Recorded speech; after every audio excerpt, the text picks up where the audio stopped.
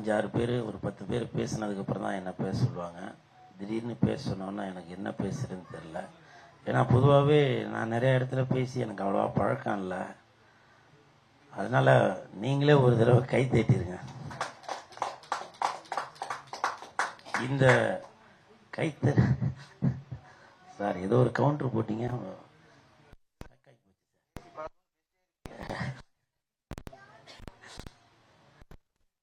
இந்த கைத்தட்டல்கள் அனைத்தும்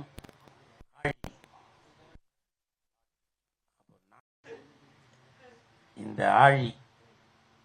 ஆழியிலே கண்டெடுத்த அற்புத ஆணிமுத்தே,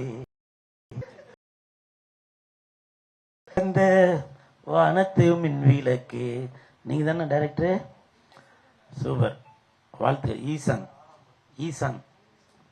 ஈசன் அங்க ஈசா.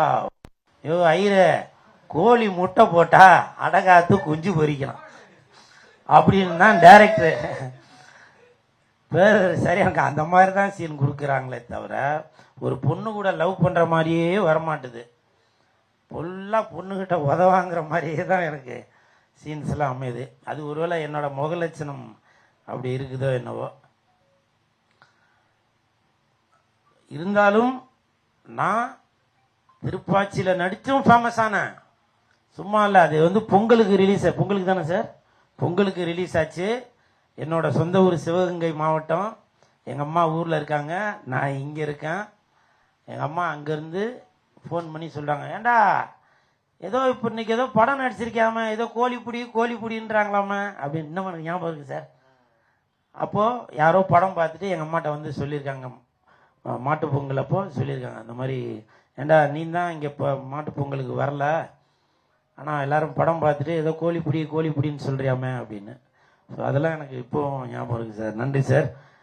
அப்படி அவ்வளோ பெரிய இயக்குனர் பக்கத்தில் நான் இங்கே உட்கார்றதுக்கு வாய்ப்பளித்த அந்த ஆழி டீமுக்கு என் மனமார்ந்த வாழ்த்துக்களையும் நன்றிகளையும் தெரிவித்துக் கொள்கிறேன். சாங்கு ரொம்ப அற்புதமாக இருக்குது. ஏன்னா இப்போ வர சாங்லாம் அப்படி கேட்கும்போதே டக்குன்னு மாற்றிடுவாங்க. ஆனால் இங்கே இவ்வளோ பேர் பார்த்துருந்தாலும் இப்போ உள்ள குழந்தைகள் என்ன பண்ணுறாங்கன்னா, கையில் டிவி ஓடினாலும் செல்ஃபோனே தான் பார்த்துட்டு இருப்பாங்க. ஆனால் இங்கே ஒரு குழந்தை வந்திருக்கு. அந்த குழந்தை பேர் என்னன்னு தெரியல. பேர் நான் தம்பி யாழன். அந்த யாழன் என்ன பண்ணார்னா, கையில் செல்ஃபோன் இருக்கு, இருந்தாலும் அப்படியே டிவியே பார்த்துன்னு இருக்காரு. அவன் அந்த பொண்ணை பார்த்துட்டு இருக்கானா, இல்லை அந்த டைரக்டரை இப்படிலாம் டைரக்ஷன் பண்ணியிருக்காரு அப்படின்னு பார்த்துட்டு இருக்கானா? என்னப்பா, அந்த பொண்ணு தான் பார்த்துட்டு இருந்தியா? பாத்தியா sir, song hit sir, success sir. பாருங்க, இப்பே தெரிஞ்சு போச்சு. அது பொண்ணு தானே பார்த்துட்டு இருந்தா.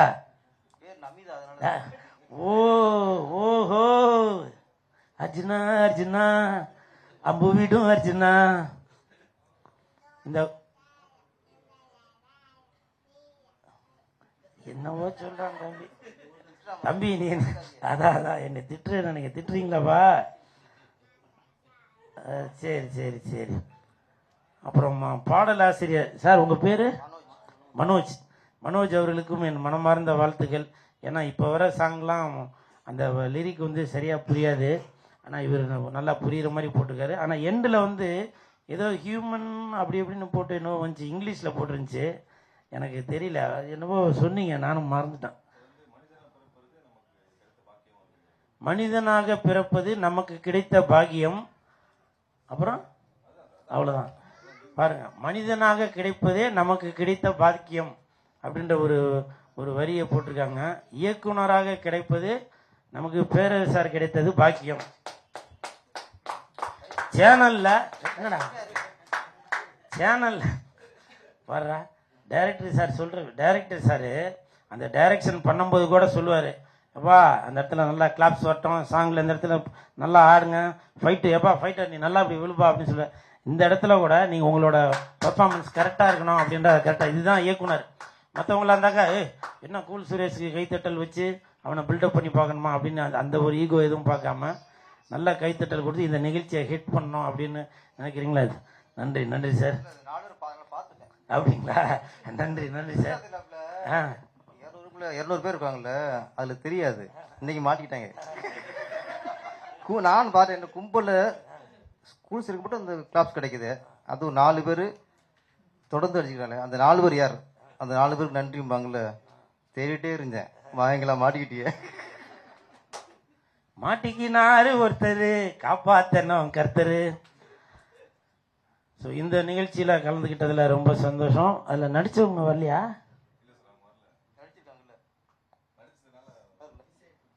ஓ அப்போ நடிக்கிறதுக்கு முன்னாடி வாய்ப்பு கேட்டு வந்திருப்பாங்களே. நடிச்சதுக்கு அப்புறம் ஜப்பான்ல ஜாக்கி சான் கூட பிஸியா இருக்கேன், மலேசியாவில் மைக்கேல் ஜாக்சன் கூட பிஸியா இருக்கேன், அமெரிக்காவில் அர்னால்டு கூட பிஸியா இருக்கேன்னு சொல்லியிருப்பாங்களே. தெரியும் தெரியும். ஏன்னா இந்த இன்ன வரைக்கும் கூல் சுரேஷ் வந்து ஒருத்தர் கூட ஐயோ கூல் சுரேஷா அவர் கரெக்டா வரமாட்டாருப்பா, சம்பளம் அதிகம் கேட்பாருப்பா, ரொம்ப பிகு பண்ணுவார்ப்பா அப்படின்னு ஒருத்தர் கூட சொல்ல மாட்டாங்க. இயக்குனர் பேரர் சார் அவங்களுக்கே தெரியும், நான் சாரோட 3-4 படம் நடிச்சாலே. இது எதுக்காக சொல்றேன் அப்படின்னாக்கா, சினிமாவில் நிறைய டைரக்டர் நிறைய ப்ரொடியூசர் அப்படிதான் இருக்கீங்களே. கால சுத்துற பாம்பை தான் இது, கால சுத்துற நாய்க்குட்டிக்கு நீங்க பால் ஊத்த நினைக்கிறதில்ல, கழுத்தை சுத்துற பாம்புக்கு தான் பால் ஊத்தி அதை வளர்க்கணும் அப்படின்னு நினைக்கிறீங்க. தட்டுங்கடா தட்டுங்கடா, நல்ல விஷயத்துக்கு தட்டுங்கடா. நான் வந்து இது எல்லா ப்ரொடியூசரையும் எல்லா டைரக்டரையும் சொல்ல வரல, சிலரை மட்டும் சொல்றேன். அது ஏன் உங்களுக்கு புரிய மாட்டேன்னு தெரியல. அதே மாதிரி இப்ப சொல்லும்போது கூட சொன்னாரு பிக் பாஸ்ல இருந்து வந்தவங்க அப்படின்னா, இப்பவும் சொல்றேன், நான் பிக் பாஸ் போயிட்டு வந்தால்தான், பிக் பாஸ் போயிட்டு வந்தால் அதெல்லாம் நல்லதெல்லாம் ஒன்றும் நடக்காது, புரியுதுங்களா? அது ஒரு தரித்திரம் பிடிச்ச நிகழ்ச்சி. நான் போயிட்டு வந்தவன், புரியுதுங்களா? பிக் பாஸ் 8 சீசன் வரைக்கும் வந்திருக்குல்ல, யாருன்னா ஒருத்தராச்சும் அதுல ஜெயிச்சவங்களும் சரி, இல்ல கெட்ட பேர் வாங்கிட்டு வந்தவங்களும் சரி, நல்ல பேர் வாங்கினவங்களும் சரி, யாருன்னா ஒருத்தராச்சும் வெளியில தெரிஞ்சுக்கிறாங்களா? இல்ல. அவங்க வெளியில தெரிஞ்சோம் அப்படின்னு ஒரே காரணம், இயக்குனரால மட்டும்தான் இது முடியும், அது தயாரிப்பாளரால மட்டும்தான் முடியும், புரியுதுங்களா? நீங்க அந்த மாதிரி ஒரு ஃபேம் இருக்கு அப்படின்னு நினைச்சிட்டு, அதுவே வந்து இப்போ நம்ம ஏதோ ஒரு காசி ராமேஸ்வரம் போய் அங்க போயிட்டு நம்மளோட கஷ்டத்தெல்லாம் போய் கழிச்சிட்டு வரணும்னு சொல்லுவோம் இல்லையா, அப்படி ஒரு கழிக்கக்கூடிய இடம் தான் இந்த பிக் பாஸ். நீங்க அங்கிருந்து போய் தேடி புடிச்சிட்டு வந்திருக்கீங்க. இப்ப நீங்க நினைக்கலாம், என்ன இவரும் பிக் பாஸ் தானே போயிட்டு வந்தாரு, நான் போனது 100 நாள் வேலை வாய்ப்பு திட்டத்துக்கு தான் போனேன், புரியுதுங்களா? நான் வேலை இல்லாம இருந்தேன், என்ன வேலைக்கு கூப்பிட்டாங்க, நான் போனேன், அதுதான் நான் பண்ணது, புரியுதுங்களா? அதனால அங்க நடக்கிறது வந்து எல்லாமே உண்மைதான். பிக் பாஸை பத்தி நம்ம குறை சொல்றதுக்கான இது இல்லை. ஆனால் பிக் பாஸ் போயிட்டு வந்தாக்க அதுக்கான ஒரு ரெகக்னைஸ் எல்லாம் கிடைக்காது, அது ஒரு ஒரு ஒரு ராசி இல்லாம இருக்குது. ஆனால் அங்க போறவங்களுக்கு சம்பளம் உண்டு, சாப்பாடு உண்டு, நல்லா சொகுசா இருக்கலாம், நல்லவங்களா வெளியில தெரியுறவங்க, உள்ள போனோம்னா அவங்களோட முகம் கெட்ட முகம் தெரிஞ்சிடும். வெளியில கெட்ட முகங்களா உள்ளவங்க அங்க உள்ள போனவங்கன்னா, ஓஹோ இவருக்கு ஒரு நல்ல மனசு இருக்கா அப்படின்றது வெளியில தெரிஞ்சிடும். அதுதான் பிக் பாஸ் நிகழ்ச்சி, அது ஒரு பொழுதுபோக்கு நிகழ்ச்சி. அந்த நான் வந்து எல்லா இயக்குநர்களுக்கும் தயாரிப்பாளர்களுக்கும் சொல்றேன், பிக் பாஸ்ல போயிட்டு வந்தவங்கள என்ன திட்டினாலும் சரி, நான் அங்க போயிட்டு வந்தவன் தான். பிக் பாஸ்ல போயிட்டு வந்தவங்களை நீங்க சேர்த்தீங்கன்னாக்க, நீங்க 1000 ரூபாய் பணம் போட்டாலும் சரி, 1000 கோடி பணம் போட்டாலும் சரி, அது திரும்ப வராது, புரியுதுங்களா? கமல் சாரே போன வருஷம் வெளில வந்துட்டாருங்களா, அவரே என்கிட்ட கேட்டாரு, கமல் சார கூலு இந்த நிகழ்ச்சியை பத்தி என்ன சொல்றீங்க அப்படின்னு. சார் என்ன வெளியில விட்டுருங்க சார், நான் போயிடுறேன் சார்னு சொன்னேன். அது வீடியோ ஆதாரமே இருக்கு. கமல் சாரே சொன்னாரு, எப்பா நான் வெளியில உள்ளதெல்லாம் ஃபேமிலி விஷயம் நான் பாத்துக்கிறேன்பா, நீ அழுவாம உள்ளே இருங்க அப்படின்னாரு. இது வந்து வீடியோ ஆதாரமே இருக்கு. ஏன்னா நான் வெளியில ஒண்ணு பேசி இங்க வந்து ஒண்ணு பேசி இருக்காது. கூல் சுரேஷ் எப்பவுமே இந்த நாக்கு உண்மையை மட்டும்தான் பேசும், சரிங்களா? அதனால பிக் பாஸ்ல போயிட்டு வந்தவங்களை வச்சு நீங்க வந்து இதோ நீங்க இந்த தம்பியை நீங்க இந்த படத்துல இந்த சாங்ல நடிக்க வச்சிருக்கீங்க. நீங்க நினைச்சிருப்பீங்க அந்த தம்பி வந்து உள்ள போயிட்டு வந்தோன்னா இவருக்கு வந்து பயங்கர ஃபேம் இருக்கும், வியூவர்ஸ் எல்லாம் அவ்வளவு பேர் இருப்பாங்க, பேஸ்புக் இன்ஸ்டாகிராம் அது இதுலயும் போட்டு சும்மா அப்படியே அன்னைக்கு ஃபுல்லா அண்ணல் பறக்க போகுது, அந்த பொண்ணு ஒண்ணு சொன்னீங்க, அந்த பொண்ணும் போட்டு அப்படியே அண்ணல் பறக்க போகுது அப்படின்னு நினைச்சிருப்பீங்க. ஒன்னும் இல்ல, புரியுதுங்களா? இல்ல ஏதோ பொண்ணு பேருன்னு சார், நான் பெண்கள் பேர் வாயில சொல்ல மாட்டேன், என்ன தாய் தந்தை அப்படிதான் வளர்த்துருக்காங்க. அவங்க நமிதாக்கு கல்யாணம் ஆயிடுச்சுங்களா, குட்டி நமிதாங்களாம். ஸோ அப்படி இருக்கும்போது இயக்குனர் தயாரிப்பாளர்கள் நீங்க கொஞ்சம் இதுல வச்சுங்க. இப்ப பேரரசு சார் பேசும்போது கூட சொன்னாங்க, கூல் சுரேஷ் சினிமாவுக்காக உடல் பொருள் ஆவி அனைத்தும் கொடுப்பவர், இவரை மாதிரி ஆளுங்களை பயன்படுத்துங்க, புரியுதுங்களா? அதை விட்டுட்டு நீங்க வந்து ஒன்னுக்கும் உதவாதவங்கள நான் ஒருத்தர் தான் அப்படின்னு சொல்லி பர்டிகுலரா சொல்ல, இந்த தம்பி கூட எனக்கு யாருன்னு தெரியாது, அந்த தம்பி நல்ல தம்பியா இருக்கலாம், கெட்ட தம்பியா இருக்கலாம். ஆனால் தயாரிப்பாளர்களும் இயக்குனர் அவர்களும் அவர்களுடைய வாழ்க்கை நல்லா இருக்கணும், அவங்க போட்ட பணத்தை திருப்பி எடுக்கணும் அப்படின்றதுக்காக தான் சொல்றேன். இந்த கூல் சுரேஷை பயன்படுத்துங்கன்னு சொல்லவில்லை. ஏன் இதே சாங்ல பேரரசாரை நடிக்க வச்சா அவர் நடிக்க மாட்டாரா? சொல்லுங்க சொல்லுங்க. இப்போ இயக்குனரா இது நடிகராக அவதாரம் எடுத்து இன்னைக்கு பல படங்கள் ஹிட் படங்கள் கொடுத்துட்டு வராரு. இப்ப சமீபத்துல கூட ஏதோ ஒரு படத்தோட ஒரு போஸ்ட் பார்த்தேன், மாலையெல்லாம் போட்டு அப்படி சும்மா அப்படியே அவரோட நம்ம திருப்பாச்சி படத்துல உள்ள வில்லன் கூட அவ்வளவு போஸா இருக்க மாட்டார். படம் பேரு சென்ட்ரல் நினைக்கிறேன் சார். அந்த போஸ்ட் பார்த்தேன் நான். சரிங்களா? அப்படி சினிமாவுக்காக உடல் பொருள் ஆவி அனைத்தையும் கொடுக்கக்கூடியவங்க இருக்கும்போது எதுக்கு இந்த மாதிரி ஒரு ஃபேக்கான விஷயங்கள் அவங்கள நம்பி இப்ப நீங்க பணத்தை போட்டுட்டு இன்னைக்கு இந்த பிரஸ் மீட் நடக்கிறதுக்கு எவ்வளவு கஷ்டப்படுறீங்கன்னு எனக்கு தெரியும். 10 நாளாவே இந்த விஷயங்கள் நடந்துட்டு இருக்கு. பிஆர்ஓ பேர் என்னது, சக்தி சரவணன் அவர்கள் என்கிட்ட போன்ல பேசும்போது சொன்னாரு, சார் இந்த இதுக்கு ஆழியோட ஆல்பம் சாங் வந்து ப்ரொடியூசரும் டைரக்டரும் அவ்வளவு கஷ்டப்பட்டுட்டு இருக்காங்க, நீங்க கொஞ்சம் ஹெல்ப் பண்ணுங்க சார். பேரர் சார்லாம் வராரு.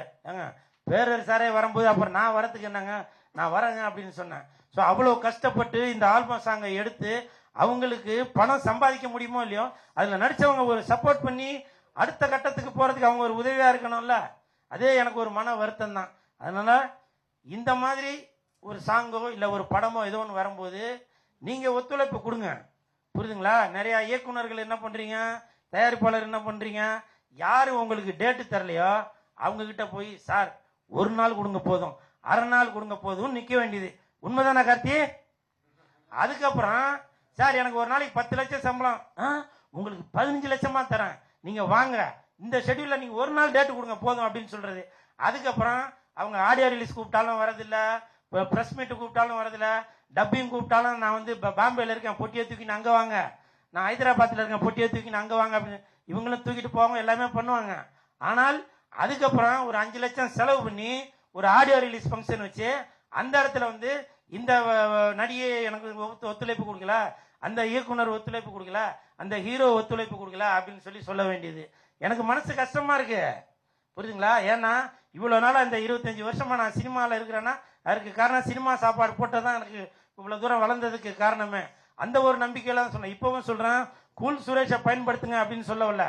உங்களுக்கு நாய்க்குட்டியாக இருந்த யாரு உங்களுக்கு நன்றியோட இருக்காங்களோ அவங்களுக்கு நீங்க வந்து ஒரு சப்போர்ட் பண்ணி பண்ணுங்க, அவங்க தலை மேல தூக்கி வச்சுட்டு போவாங்க அப்படின்றதான் சொல்ல வரேன். இப்ப சமீபத்துல கூட 4 நாளைக்கு முன்னாடி பரமசிவன் பாத்திமா அப்படின்ற ஒரு படத்தோட பாட்டு ரிலீஸ் ஆயிருச்சு. அதுல நான் ஆடி இருக்கேன். அந்த பாட்டு வந்து நல்லா வியூஸ் போயிருக்கு. அதை பார்த்துட்டு அந்த படத்தின் இயக்குனர் கார்வண்ணன் அவர் வந்து என்கிட்ட சொன்ன, இசக்கி கார்வண்ணன் அவர் வந்து எனக்கு போன் பண்ணி சொன்னார், கூலு இந்த பாட்டு வந்து நல்லா ஹிட்டா இருக்கு, நல்லா வியூஸ் போயிருக்குன்னா அது கூல் சுரேஷே நீங்க தான் காரணம் அப்படின்னு சொல்லி இந்த கிரெடிட் எல்லாம் உங்களுக்கு தான் சேரும். அதுல கமெண்ட் எல்லாமே பார்த்தேன், ரொம்ப நன்றி அப்படின்னு சொன்னாரு. இப்பவும் சொல்றேன், அந்த இயக்குனருக்கு சப்போர்ட் பண்ணி பேசணும் அப்படின்னு சொல்லவில்ல.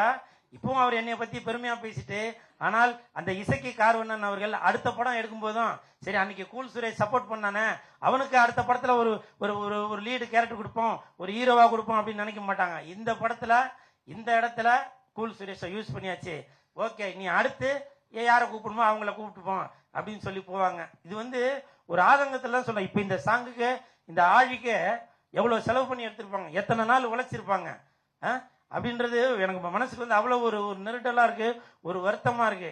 தயவு செய்து இந்த சாங்க எல்லாரும் கேளுங்க, சரிங்களா? கேட்டு உங்களுடைய ஆதரவு கொடுங்க. பாட்டு நல்லா இருக்கா, நல்லா இருக்குன்னு சொல்லுங்க, நல்லா இல்லையா, நல்லா இல்லைன்றத கமெண்ட்ல சொல்லுங்க. ஏன்னா உங்களுடைய கருத்து என்னன்னு தெரிஞ்சாதான், ஒருவேளை சூப்பரா இருக்கு அப்படின்னாக்கா இதை விட பெட்டரா எடுக்கணும் அப்படின்னு சொல்லி இயக்குனர் ஈசான் அவர்கள் நினைப்பாரு. அதே மாதிரி நல்லா இல்லை அப்படின்னாக்கா இதை விட பெட்டரா இருக்கணும் அப்படின்னு தயாரிப்பாளர் வசந்த் அவர்கள் நினைப்பாங்க.